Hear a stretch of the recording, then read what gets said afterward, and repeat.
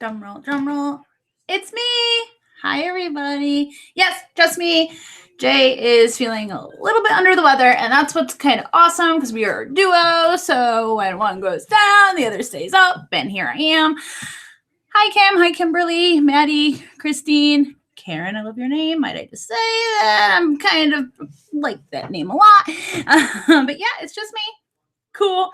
So we are going to be talking about refining your process, just start to finish, things that, if you do it all the time, it's going to make everything easy. Some of these things we've talked about before. This is good for brand new Poshmark sellers. This is great for people that have been doing it for so long. You might get stuck in a rut a little bit. It's just little things in each step of the process that makes other things easier. So, I see emojis. Hi, Robin. I see emojis. Hello. Oh, thank you very much. My hair looks awesome. That's good to know because I was very I don't like my hair today. Hello from Texas. Hello, everybody. So, let's start with the sourcing part. Things to do every single time you source. Obviously, you're going to be looking for whatever you're looking for. You know your area, you know your clientele, I hope, and what you're looking for. So let's talk about the item and inspecting the item. So you can do it each individual piece as you pick it up, inspect the crud out of it, and then put it in your cart, or do it all in one shot right before you purchase. You have to do it. You have to inspect the items. Personally, I do a quick once over before I put it in the cart, but then at the end, what me and Jay do is we reevaluate every single item before we purchase it. We make sure, to the best of our knowledge, stains, damages. And this is also where you have to ask yourself, do I really want this? Because sometimes I'm sure every single person in this room right here has gotten really gung-ho about something and just kind of on a whim, oh, this is awesome. In the cart it goes. And then kind of buyer's remorse afterwards, or you look at it later and you're like, why was I so excited about that? What was I thinking? So give yourself time. It's okay to stand in a little corner, pull up a corner or a rack or something like that, and kind of, you're buying this stuff, when you're out there sourcing. So you kind of want to make sure you want to buy it and make cuts. Tell yourself it is okay that I found this. I don't agree with their price. It's not on sale. I'm paying up too much for it.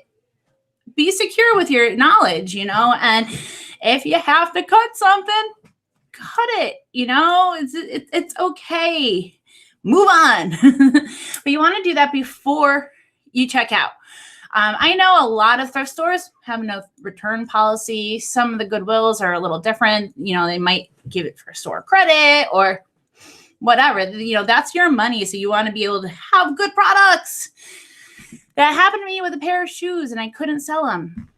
But so at the same time, we're all human, right? I'm sure every single person, I've done it. Jay's done it. I'm sure every single person here has looked over their items and, further along in the process, notice, oh my goodness, how did I miss that hole? Or how did I miss that line stain over there that I can't seem to get out? We're human, we make mistakes, but you want to minimize the amount of mistakes going on during the sourcing process. And if you don't do it the same way, every single time you go sourcing, you're going to miss it. You're just going to go too quick and get home, and you're going to have stuff that you're either going to have to write off as a loss or sell it for a lot less than you thought you were going to be selling it for. And who wants that, right? Don't you love people who either purchases while at the register? No, I like to go kind of by the fitting room. They always have that rack and look through this rack, people. Always look through the rack where people try something on and they put it up on the rack because they're not getting it. You can find a lot of good gems there that haven't been returned back to their area. So I prefer to put it there. If I'm in the area the shirts are going to or whatever it is, and I'm weeding out, I'll put it back there. I try not to make a mess, but don't do it at the register. That's really rude to the register person and the line behind you that's a mile long because you're holding up the register. I definitely know what you are talking about. Did that with Diesel jeans today. Put them back on the rack. See? That's awesome that they were what? Either overpriced or perhaps a little bit more damaged than you would like. Definitely like know when to say no, know when to walk away from something. The last little tip about sourcing is don't be afraid to do comps if you're not sure in the store. With that being said, I know that a lot of thrift stores are like dead zones. Like a lot of the Goodwills, you get like no service. I don't know how they do it. But if you have service, especially if you're new and you're watching all these Bolo videos and you're listening to all these people that are selling and you're trying to up your reselling game and like you only know so much, don't be afraid to pull out your phone and do a comp. Don't be afraid. How long will it take you to pull up a couple of comps? Not that long. But sure, it would be quicker for you just to get in line and cash out and get home and realize, oh, I can only sell this for half of what I thought I was going to sell it for, So just if you're really not sure, don't be afraid to pick up your phone and just look it up really quick. Moving on, things to refine. You'll find me in the only corner that there is service like a hobbit. Yes. You ever see people like the service is floating around in the air somewhere and you're like, oh, I got half a bar. Yeah. I feel ya. I have to get over being embarrassed doing that. I know a lot of people feel like looking up comps in public is either embarrassing or people are going to know what they're doing. Do you know how many people are on their cell phones 24/7 in public when they're not even supposed to be like driving and just being rude with their cell phones? Like, I'm not saying be rude with it, but people don't know that you're on Poshmark and looking up comps. They have no idea what you're doing unless they're looking over your shoulder and staring at your cell phone. Now that would be rude. But for all they know, you could be texting somebody or tweeting. They have no idea what you're doing. So don't be embarrassed that you are pulling up comp because no one's paying attention to you like that, believe me. And if they are, that's a whole other problem. So once I reach Poshmark ambassadors, my sales have died. Okay, so it's a coincidence that your sales have slowed down. When you first start Poshmark, you kind of get like a boost in like rank and algorithm. They want you to see that, as long as you're like listing some things, you start getting sales in the beginning because they want you to get sales. So you keep listing and keep selling and further your business. Now, once you make ambassador status, you have to go through all those loops and community shares and a lot of stuff to get ambassador status. By then, Poshmark figures that you know what you're doing. You know that you need to share, and they're not giving you a boost. They're leaving it up to you. You can still make sales when you're an ambassador. You just have to put the work in. And I know a lot of people are just like thinking it's going to be as easy, but you just got to put the work in. And by now, you should know what that work is: listing, sharing, attending the parties, sharing multiple times a day, community and self shares. Please, the algorithm gods. All right, so moving right along. See, list, share. LOL. This is really good advice. So the next part of the process, the photographing, you get all your stuff, you get it home. So now is where you have to detag everything. And this is also where inspection happens. Again, this is where you're going to know if you need to wash. Now, this is where a lot of people lose time and energy and resources. The washing of garments. I'm not saying don't wash them. If you go to the thrift store, spend your money, and you get your 20 items, and you realize that 3 of them are dirty, do not stop and do a wash of laundry for 3 items. That's bad for the environment, your energy, your water consumption, everything. I do laundry once a week for the family and for business. So when I have that 1 or 2 items, I'm like, oh, that needs a little wash. I put them aside until it's an actual load of laundry. The only time I ever don't do that is if it's like something that is like the holy grail, like I'm going to make so much money off of this. It needs to get up now. That's the only time I will ever not do that. I hope that makes sense to you, but I'm not going to just drop a load of laundry for like bread and butter items, we're helping the environment by doing what we're doing. So you don't want to keep doing laundry. That's what I do. I go through my stuff by the dressing room and check and return. See, everyone's agreeing with me. Good, good, good. I don't wash unless there's a stain. I do steam clean everything. Yes, so that would be the next part of the process. I steam almost everything I photograph. Some of them obviously need a little bit more than others. Steaming actually helps kill a lot of germs. It's extremely hot. Extremely hot. And it also gets out a lot of funky smells, even if it's just musty, because the smells usually come from germs, which the steam is, killing. So the next part of the photography is get everything you want to photograph that day and get it in order before you start. Get your 20 items, detag it, steam it. Once it's steamed and all nice, hang it or get them in order, because you don't want to steam it and then fold it again, because then it's just going to crease, Hang it up, get all your 20 items ready to go, and then you could just bam, bam, bam, list, photograph, photograph, photograph, photograph. If you're stopping for every single thing and you're steaming, you're like, okay, bam, one item done. Next item, steam, steam, steam, bam. It takes a lot longer, so you can also do this prep before you actually get into the photographing part. You could do this, say you take your photos during the day. I prefer daytime. Some people use lighting kits. That's okay. So you can prep at night and have everything steamed, detagged, ready to go. And you wake up and it's a nice sunny day out and you can just photograph. Everything's ready for you. The next tip, now this is the biggest tip in the photography area. This helps me save so much time in my process. Measuring while I'm photographing. So I have a notebook. I'm very 1.0 about it. I have a pen, I have a paper, I have a notebook, and I write it down. I know some people take measurements in the computer. That's cool too. To each their own. But while I'm taking the photos and the garment's in front of me and I'm manhandling this garment, I'm going to measure it then. You don't want to put it away or put it to the side, put it where it's going to go for the next part of the process, and then go back to it when you already had it. So I photograph everything. And the very last thing I do is it's laid, because most of my photos are flat lays. I measure it. I write down what it is, what size it is, and the measurements, the basic measurements for the items. And then you can move on to the next area of the whole process. Let me see what people are saying. I'm lazy and I take pictures of the measurements, so it's on my phone. I used to do that. That is fine too. It's the same concept.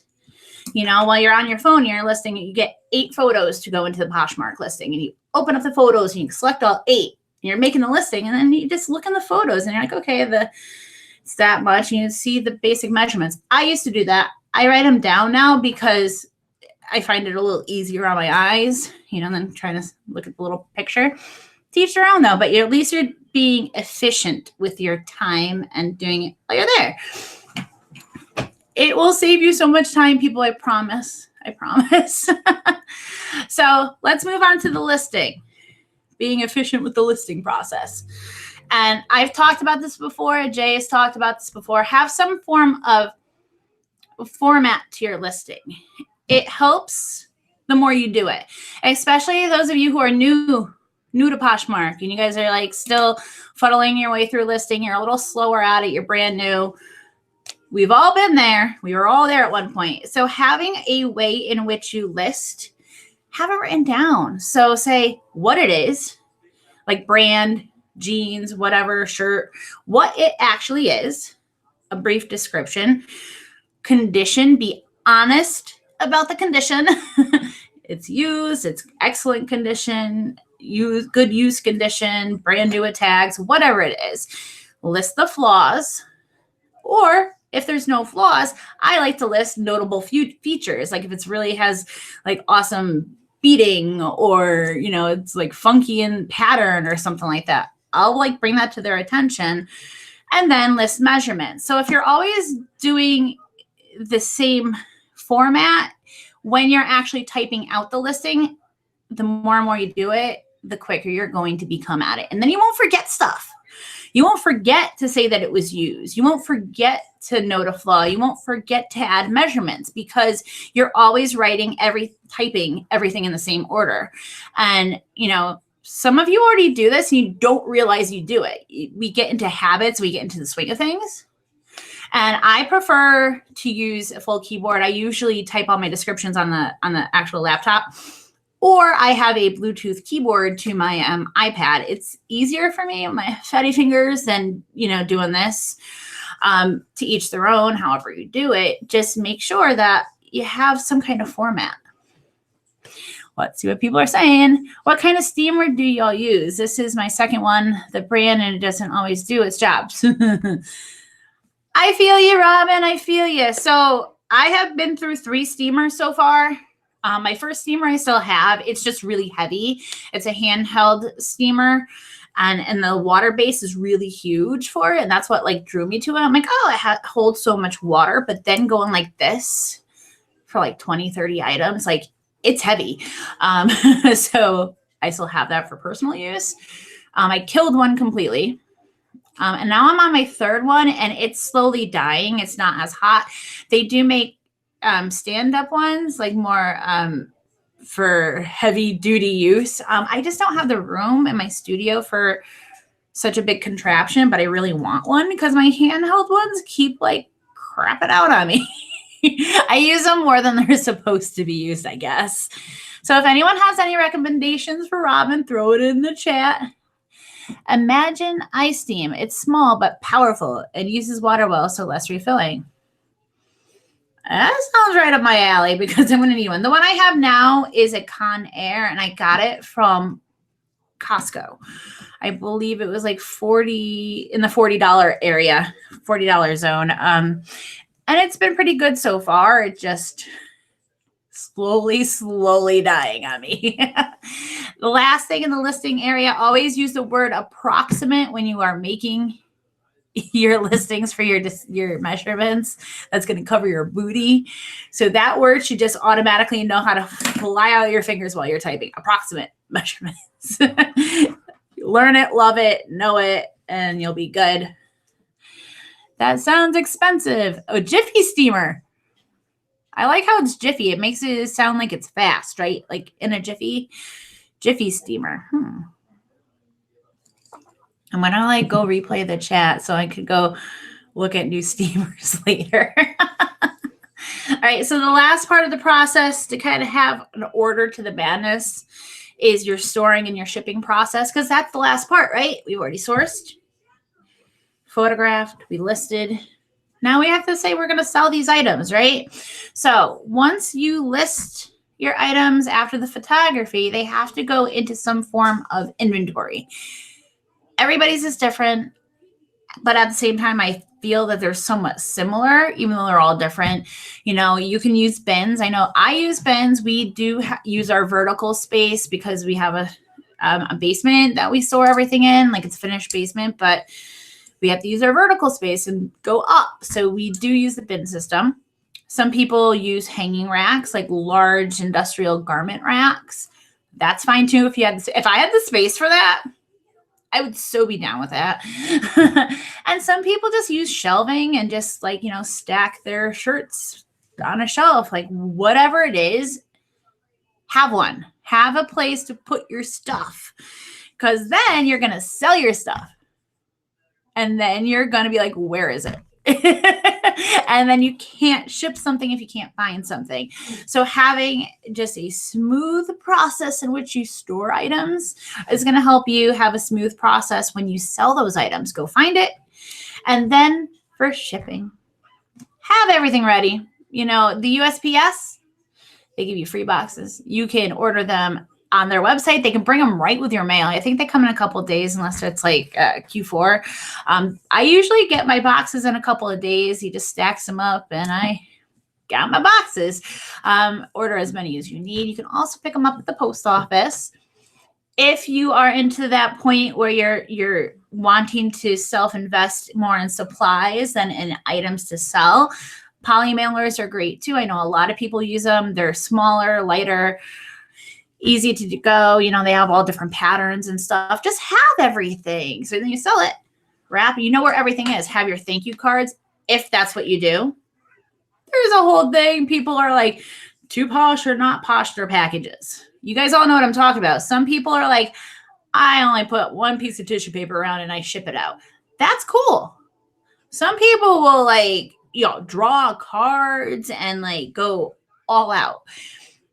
To each their own. This is your business. You do it as you see fit. Just know what you're doing and have everything ready. If you're a minimalist and all you do is put it in a plastic bag and put a little thank you sticker on it, have the bags and have the stickers at all times. If you do funky everything, have your stuff ready to go.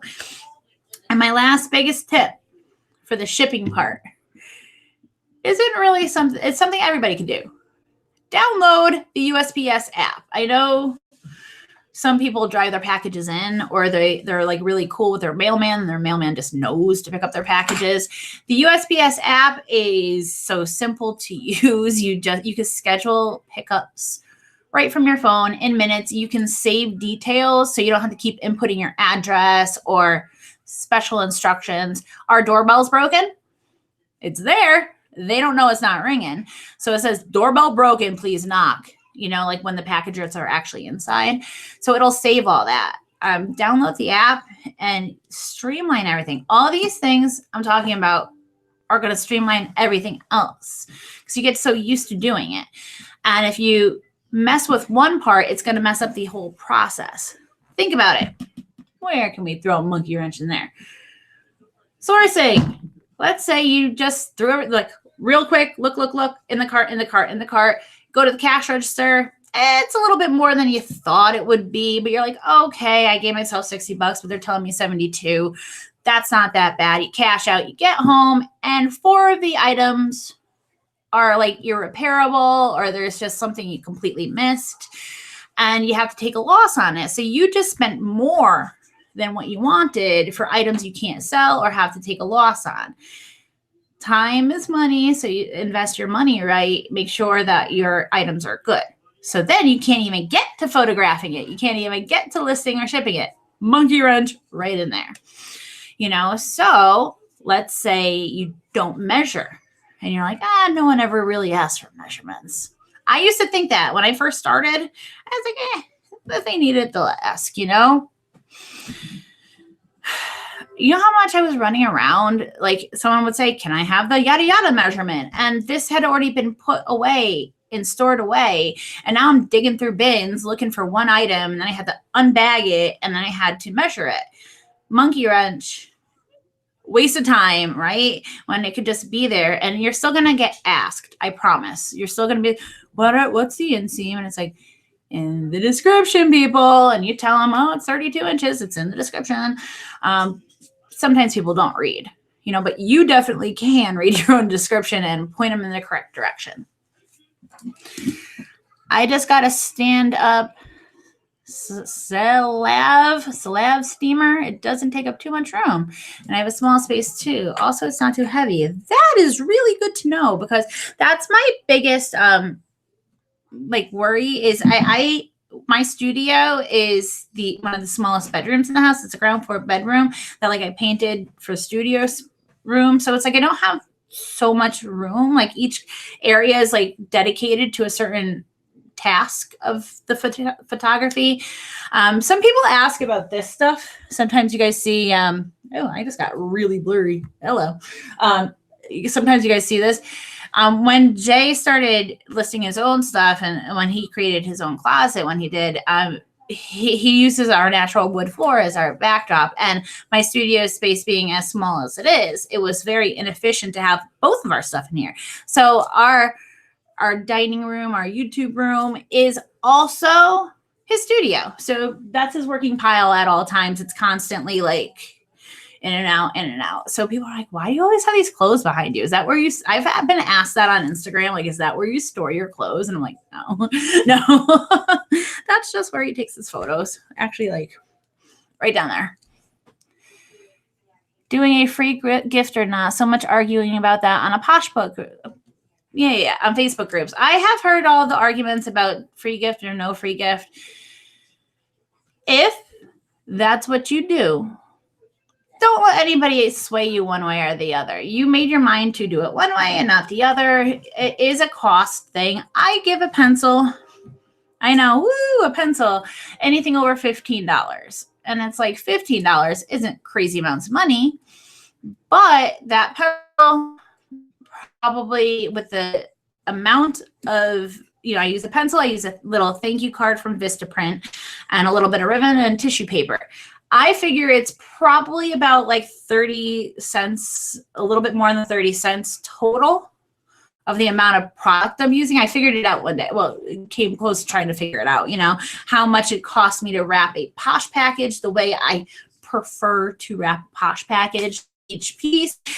It gets to be in like almost half that without the pencil. Yeah, the pencil's the most expensive part, but it's still not a lot of money, like 30 something cents, that's why it's like $15 or more, because then I can spend about 15 cents with my one piece of tissue paper, thank you card, and a little bit of ribbon that I use, and because I'm not making as much, if I'm selling something for that dirt cheap anyway.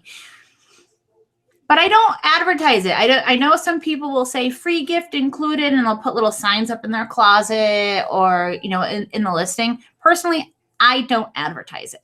I just do it. I don't want people to expect something. I want them to be pleasantly surprised at the presentation, and that's my own personal thoughts on the matter. But yeah, that will be an argument that will never be solved on the Facebook groups, I promise you.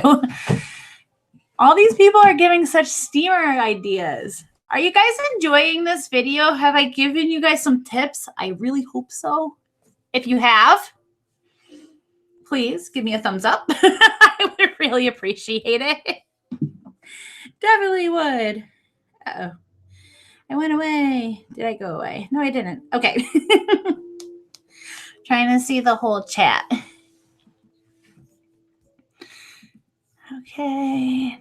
Don't send perfume. Someone's going to freak out because of allergies. Yes.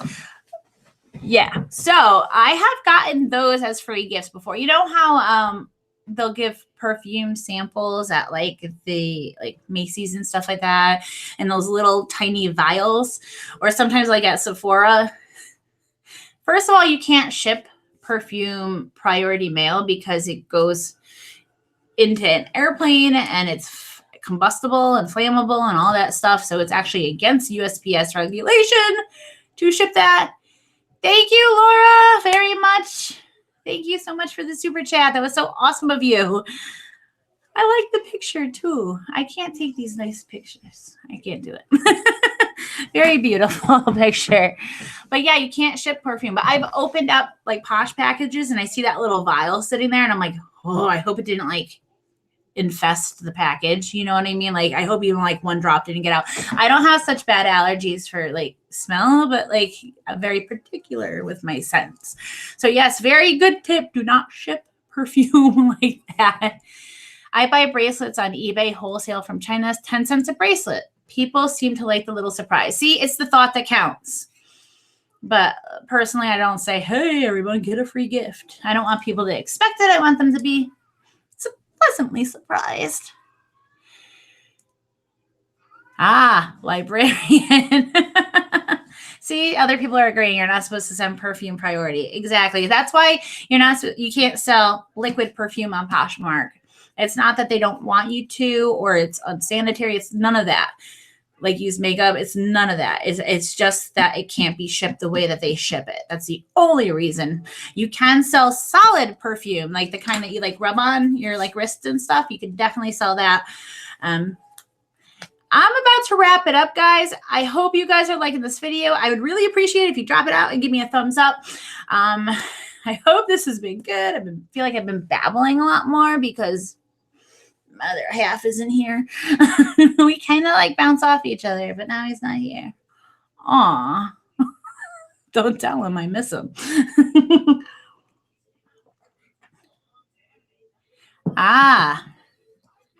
Bookmark with my Posh. I'm just reading everyone's comments. They're going by so quick. Okay, everybody. If this has helped, definitely give me a thumbs up. I really appreciate you guys coming in and hanging out with me for this half an hour. I see some emojis. You guys know how much I love emojis, but I am going to be wrapping it up. But then I start reading other things. So I am going to be wrapping it up, guys. I hope everyone has an awesome weekend and goes killing it with sales. But go refine your Posh process, and you guys will save time and make more money. Bye, guys.